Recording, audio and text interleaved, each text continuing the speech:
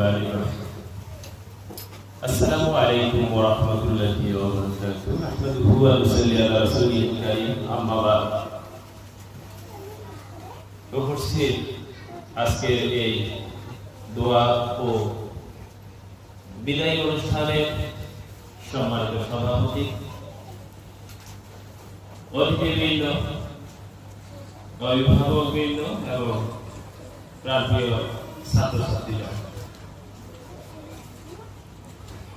ربنا آتنا في الدنيا حسنة وفي الآخرة حسنة আল্লাহ রাব্বুল আলামিন পবিত্র কোরআন কারীমের ভিতরে বলেছেন যে তোমরা আমি আল্লাহ রাব্বুল আলামিনের কাছে প্রার্থনা করো দুনিয়ার কল্যাণের জন্য এবং আখিরাতের কল্যাণের জন্য।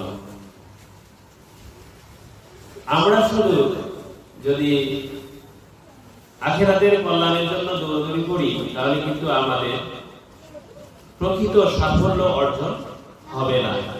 কেননা নবী করিম সাল্লাল্লাহু আলাইহি ওয়াসাল্লাম বলেছেন দুনিয়া মানজাতুল আখিরাত, দুনিয়া হচ্ছে আখিরাতের কৃষি ক্ষেত্র। আমরা এই দুনিয়ার মধ্যে যা অর্জন করব আখিরাতের মধ্যে আমরা তাই সেখানে ভোগ করব। আমরা যদি এই দুনিয়ার মধ্যে খারাপ কিছু অর্জন করি, আমরা যদি এই দুনিয়ার মধ্যে ভালো কিছু অর্জন করতে না পারি তাহলে আমরা আখিরাতে দুঃখ পাবো, কষ্ট পাবো। আমাদের জীবনটা প্রতিনিয়তই ঘাত প্রতিঘাত এবং এটা অনেকটা আগুনের মধ্য দিয়ে অতিবাহিত হবে। আর আমরা যদি এই দুনিয়ায় যদি কোরআন এবং হাদিসের জ্ঞান অনুযায়ী আমরা যদি চলতে পারি, সুস্থ দেহে সুন্দর মন নিয়ে যদি চলতে পারি এবং আমাদের জীবনকে শুদ্ধতা পবিত্রতার সাথে যেন আমরা চালাতে পারি তাহলে আমরা আখিরাতে পাবো চির সুখ এবং সাফল্য। উপস্থিত প্রাণপ্রিয় ছাত্রছাত্রী বৃন্দ, 2025 ব্যাচ দাখিল পরীক্ষার্থীদের আজকে বিদায় অনুষ্ঠান। এই অনুষ্ঠানে উপস্থিত রয়েছেন আমাদের অত্র মাদ্রাসার সম্মানিত সভাপতি জনাব মোহাম্মদ নজরুল ইসলাম মেধা স্যার, সহকারী প্রধান শিক্ষক ও হরিদাস উচ্চ বিদ্যালয়, এবং এর আগে এই ধরনের অনুষ্ঠানে উপস্থিত থাকতেন আমাদের বাবা মরহুম ফরহাদ হোসেন। তিনি আজকে আবার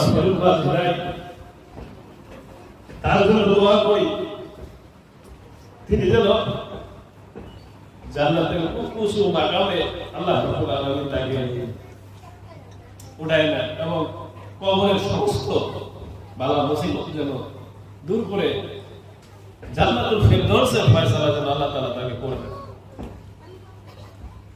আমার বাবা অনুপ্রেরণায় আমার এই পথ চলা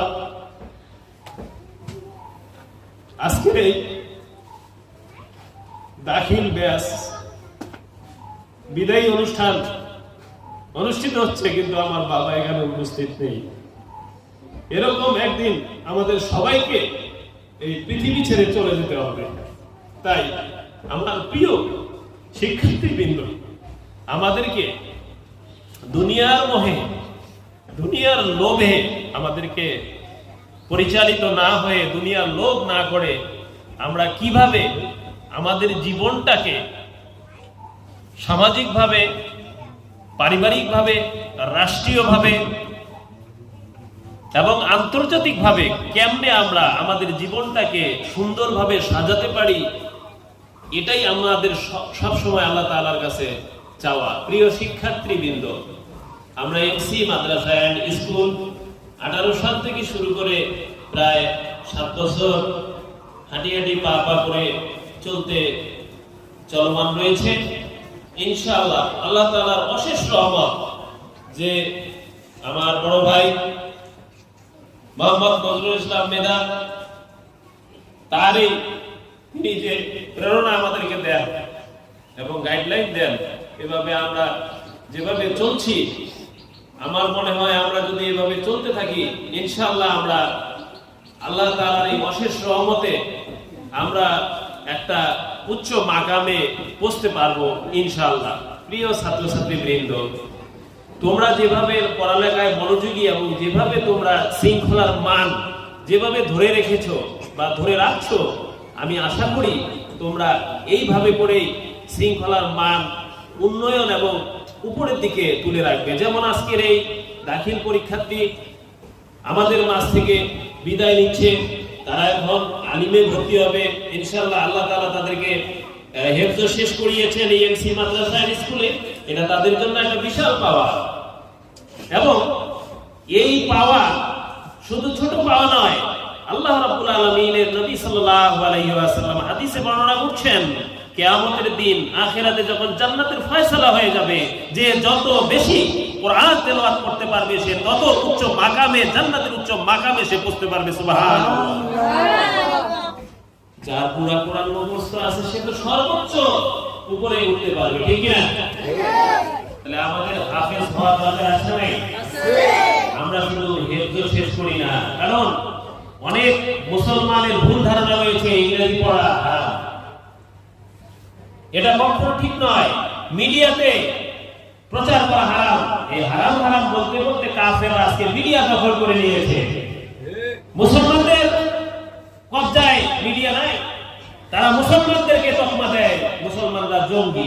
যদি আজকে মুসলমানদের হাতে যদি মিডিয়া থাকতো তাহলে এই ধরনের তকমা লাগাতে পারতো না, ঠিক না? এই ধরনের তথাকথিত কিছু মানুষ আছে ভুল ধারণা। দুনিয়া যেভাবে যখন যেভাবে যায় সৃজনশীলতার সাথে আমাদের চলতে হবে, ঠিক কিনা?